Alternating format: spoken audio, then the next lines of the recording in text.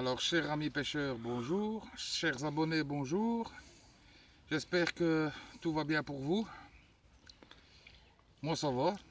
Parce qu'avec la saloperie, forcément, qu'on s'est chopé et qui continue encore, c'est pas évident pour la pêche. Me voici de retour au bord de l'eau. Je sais que je vous avais dit que je ferais plusieurs vidéos, mais bon, voilà. Ce sont les aléas, le confinement, tout ce qui va avec. Malheureusement, j'ai pas su faire grand chose. Puis en plus de ça, écoutez, je vais vous avouer une chose. Je vous montrerai ça en photo. Tout le bief ici et toute une partie encore qui est là-bas plus loin. Et encore là-bas plus loin, ce n'était qu'un herbier. C'était quasiment impossible à pêcher. Ici en plus, il y a une péniche qui ramasse forcément et qui arrache toutes ces lentilles, ces algues, ces herbiers ici et là. Donc la pêche est très dure. Je vais vous avouer que je suis déjà venu au moins 3 ou 4 fois et même pas un coup de bip, rien du tout. Alors qu'à l'écho, comme je vous avais montré une fois, le poisson est de passage. Mais bon, écoutez, malheureusement, ou le poisson a le bec fermé, ou tout simplement, ben voilà, il est trop dérangé que pour se mettre à table. On est de retour un petit peu ici, on est de retour sur le bief. Ça fait 2-3 jours que la péniche en fait apparemment aurait terminé puisque ben voilà, elle est taquée, elle ne bouge plus. Ça fait 2-3 jours en fait que je viens amorcer parce qu'il y a de nouveau du passage de poissons. Donc ben écoutez, on va essayer et on verra bien ce que ça peut donner d'ici à ce soir. Alors je vais vous parler d'une petite chose pour moi qui est quand même assez importante au niveau de l'autoferrage. Parce qu'on m'a posé la question et on me la pose encore de temps en temps, qu'est-ce que je dois utiliser comme plomb? Écoutez, c'est une question très vague, c'est une question assez précise et vague, bien sûr. Ça dépend tout simplement de la manière dont ce que vous pêchez. Je ne vais pas faire non plus de grands débats au niveau des plombs, mais vous comprenez quand même bien que si vous devez lancer qu'un plomb comme ceci, c'est-à-dire un zip, lancera beaucoup plus loin qu'un plomb comme ça. Donc ça, en fait, c'est un plomb pour frapper. Ça, c'est plus un plomb pour la dépose. Maintenant, au niveau d'un plomb de frappe, quand vous avez aussi beaucoup de vasses, ce qui est peut-être intéressant, c'est ce genre de plomb. Ce genre de plomb étant assez aérodynamique, va pouvoir se lancer. Et au moment où il va venir, donc à l'impact de l'eau, va venir se déposer comme ceci. Et forcément, va se relever plus ou moins comme ça. Ce genre de plomb, en fait, c'est un plomb trilobe, comme on appelle ça. Et c'est un plomb, en fait, plus pour des fonds très envasés. Parce que, encore une fois, quand vous voyez ceci, forcément, au niveau de la vase, va venir forcément venir se planter dedans. Celui-ci, comme je vous dis, donc celui-ci va descendre comme ça. Celui-ci va se déposer comme ça. Au niveau des grammages, maintenant, tout dépend aussi si vous pêchez dans des lieux où les carpes sont assez éduquées. Donc, on privilégierait,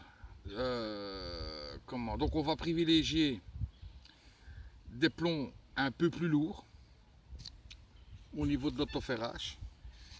Maintenant, tout dépend aussi de la distance à laquelle vous pêchez. Ça ne sert à rien non plus de pêcher avec un plomb de 140 grammes à 20 mètres. Ben pour ma part, je trouve ça un petit peu aberrant. Moi ici, écoutez, dans ce bief-ci, je pêche à une trentaine de mètres avec un plomb comme celui-ci qui fait 75, 80, ou je crois que c'est 80 grammes. Oui, c'est ça, 80 grammes. Il y a largement plus cassé au niveau de l'autoferrage. Et en même temps, comme les fonds sont quand même assez envasés, ben forcément un plomb de 80 grammes va de toute façon s'enfoncer beaucoup moins dans la vase. Maintenant, si vous pêchez au-delà, je vais dire de 60, 70, on va même dire 80 mètres, ben, il est quand même plus préférable de pêcher. Et en plus de ça, vous aurez beaucoup plus facile au niveau de lancer avec un plomb de 90, voire peut-être 100 grammes. Vous lancerez beaucoup plus loin et vous lancerez, je vais dire entre guillemets, beaucoup plus précis que de devoir forcer comme un fou qu'avec un plomb de 70 ou de 75 grammes. Maintenant, si vous pêchez au-delà, on va dire 90 ou 100 mètres, ben forcément que, en fait, le poids du plomb varie plus ou moins à la distance de pêche que vous voulez. Ce qui peut arriver aussi, c'est comme je vous ai dit, au nouveau canal, par exemple, c'est au niveau du courant, que ce soit au nouveau canal ou, par exemple, en rivière, je vais dire pas de type Sambre ou je vais dire, allez, là où il y a quand même pas mal de courant, la Meuse par exemple, quelque chose dans le genre, ben forcément qu'avec les passages de péniche, passages de bateaux, on va dire de plaisance et des trucs comme ça, ben on va privilégier des plombs type Grippa, de 120, 130, 140, je connais des personnes qui pêchent avec des plombs de 160 grammes, pour être certain que le montage ne bouge pas.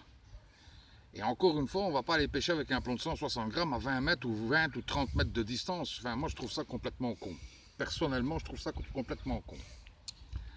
Donc, voilà, moi, pour ma part, c'est ce que je fais. Je varie mes plombs par rapport au fond, par rapport à ma distance, et forcément par rapport à si je vais lancer ou si je dépose mon montage, je vais dire, au bateau amorceur ou au Zodiac.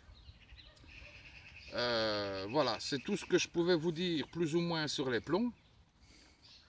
Maintenant, la prochaine vidéo, je vous parlerai plus ou moins des bouillettes parce que ça aussi, on me pose des fois certaines questions au niveau des bouillettes.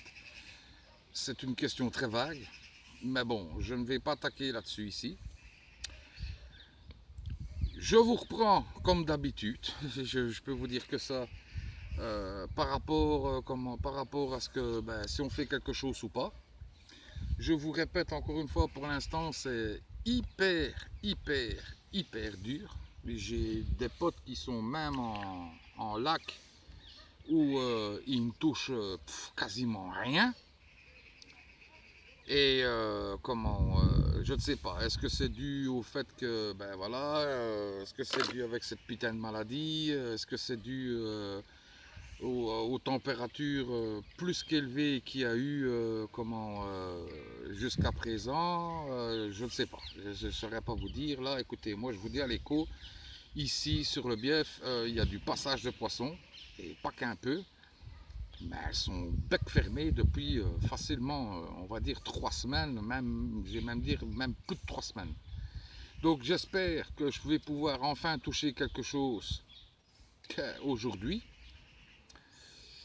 Je viendrai peut-être passer la soirée demain aussi, parce que ben, je vous dis, avec la péniche qui est en train de ramasser les herbes ici et là, ben, elle commence son travail vers les, on va dire 6h, 6h30 du matin, donc passer la nuit, c'est pas cool, quoi. C'est pas cool du tout, surtout qu'il doit mettre sa machine en route à 5h au matin, comme on a eu la blague la semaine passée, donc c'est pas facile.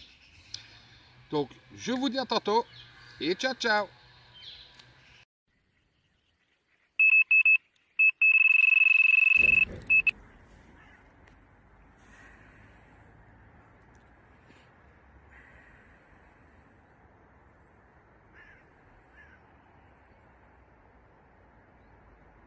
Nickel, hein, il était temps. Hein.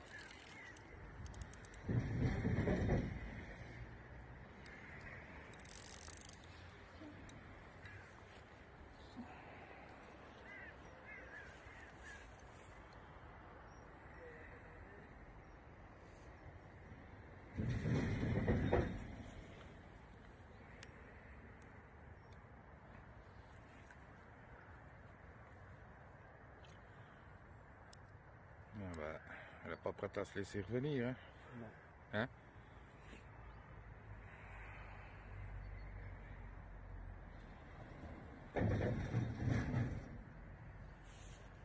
Elle m'a fait sur le moulin là, avec le moins de fil. Ouais.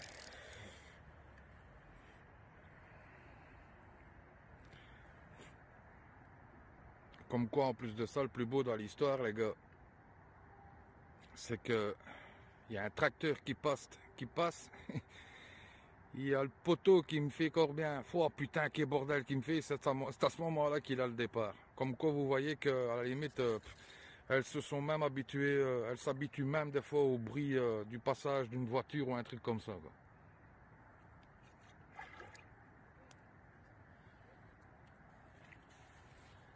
Défais ton moulin un peu plus. Parce que si bon. le dernier rush, en général, c'est toujours méchant. Ah, ça va, ok, super. T'as vu? Ouais, ouais. Dès que j'ai fait mon doigt, c'est ça. Toujours faire ça aussi, attention les gars. C'est toujours le dernier rush du poisson. En général, c'est toujours comme ça que qu'on décroche aussi, hein. Qu'on décroche ou qu'on casse. Donc plus elle arrive sur le bord, défaites un peu plus votre frein de combat. Et vous travaillez avec votre main sur la bobine du moulinet en fait.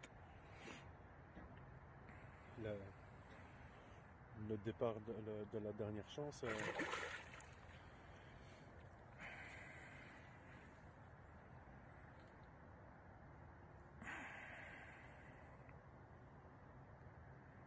Bah ça a l'air beau, hein. Parce qu'elle prétend pas monter sa tête en plus, hein.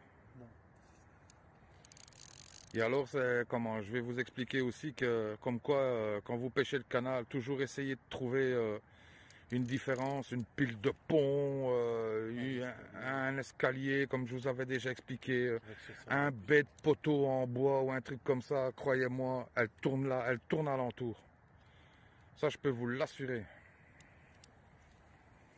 Il y a de la bouffe qui vient se coller sur ça et il n'y a rien à faire, elle tourne là alentour.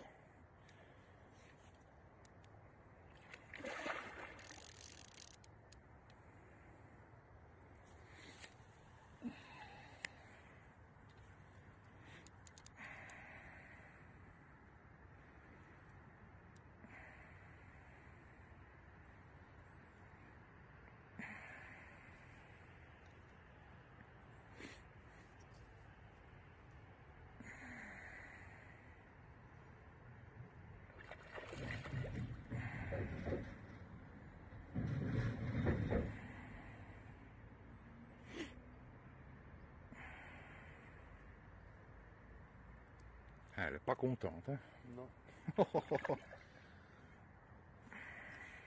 Ah, commence à montrer sa tête.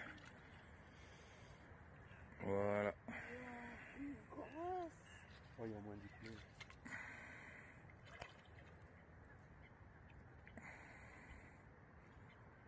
Nickel.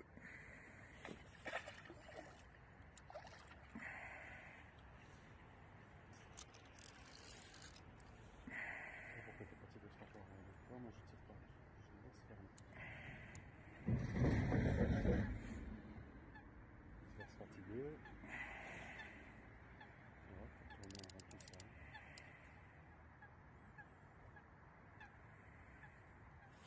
Là c'est parti. Là j'essaie de tenir ma bouche en dehors de l'eau.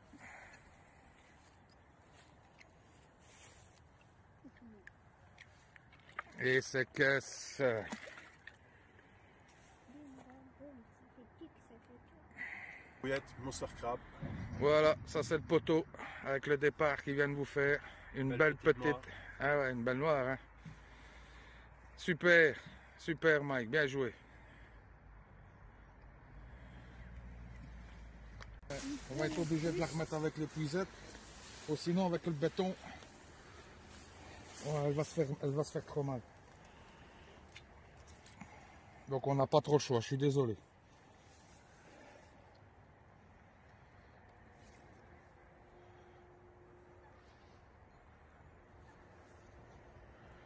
Voilà. Et vous voyez qu'elle est repartie comme elle est venue. Allez, si je fais encore quelque chose, ou que le poteau fait encore quelque chose, vous inquiétez pas, on va filmer. Ciao, ciao! Donc ben voilà, on va se rentrer maintenant. Le coup du soir est terminé. On est quand même ici depuis 3 heures de l'après-midi. Donc comme vous avez pu voir, ben, j'ai le poteau Mike qui en fait une quoi. On va dire aller entre 10 et 12 kilos, quelque chose dans le genre comme ça. Donc vous voyez que toujours avec la même approche que je vous ai déjà expliqué dans tous les épisodes précédents. Une plombée adaptée, c'est-à-dire au fond, vaseux ou dur, à vous de voir. Et il y a moyen de pouvoir tirer son épingle du jeu, malgré que c'est très très dur quand même pour l'instant. Je vais vous dire à ciao ciao. Je vais vous dire une bonne déroule pour ceux qui sont à la pêche. Et à la prochaine. Ciao ciao.